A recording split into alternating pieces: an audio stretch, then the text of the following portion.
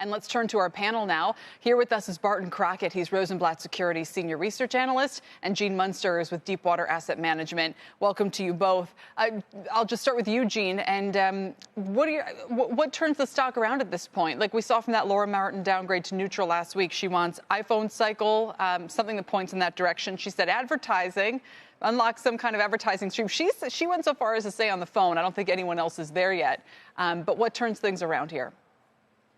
Well, from a stock perspective, it's actually probably nothing to do with developer relationships and what's announced today. I think the thing that turns the stock around in the near term is just some sort of clarity in terms of how China and tariffs, a very well-traveled topic, but that's probably the reality of what turns the stock around near term. That's kind of the next 3 to 6 months.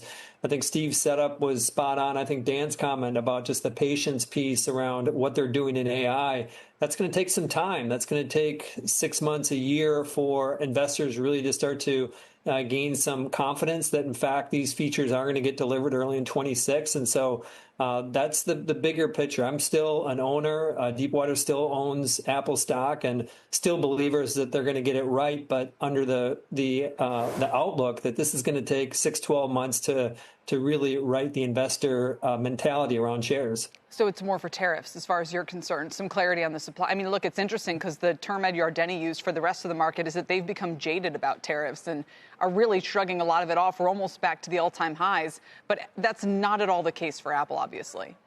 It's not. I mean, if you look at last quarter, the March quarter, the June outlook, we were really actually strong. They were impressive, better than what people had thought. There were 7 of the 13 questions on the call were related to what happens after the June quarter. I think Apple, for a lot of reasons, is more front and center when it comes to that conversation.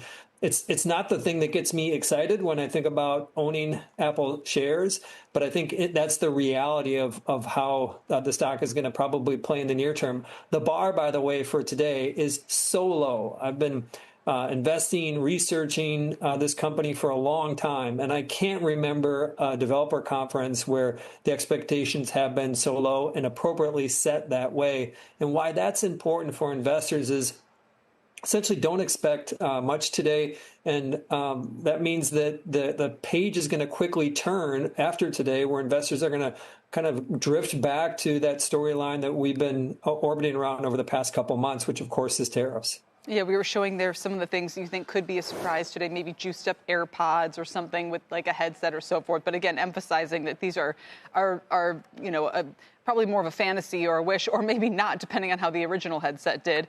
Barton, let me turn to you. What are your expectations? Well, look, I think like Gene said, expectations are pretty low at this point. But I think that's appropriate. The last 2 worldwide developer conferences, in retrospect, have arguably been busts, right? 2 years ago, they introduced Vision Pro, and clearly a product market misfit for something that was highly promoted. Last year, they touted a bunch of AI features that they haven't been able to deliver yet. So, yes, I think tariffs are clearly an issue for the stock right now. Yes, AI is clearly an issue for the stock right now. But I think the bigger question for Apple right now is, have they lost the touch? Are they able to continue to come up with transformative products that revolutionize a market? That's one of the call options you always had with Apple. But I think that's more in doubt over the past couple of years at WWDCs. And this year doesn't seem poised to really move that conversation anywhere forward. Do you hang on to the stock, Barton? Do you think that the tariff noise is also a part of why it's been lagging? And do you just ride it out and think to yourself, okay, they're going to figure this out at some point, even if they're behind for a little while? Yeah, look, I think, our take on tariffs has been that, politically, Trump will stop short of something truly disruptive to the economy before the midterms in 2026. So, we have thought that this is more noise than substance. But that said, it'd be great for this noise to move away and for that thesis to be confirmed, and it isn't confirmed yet. There's still too much noise.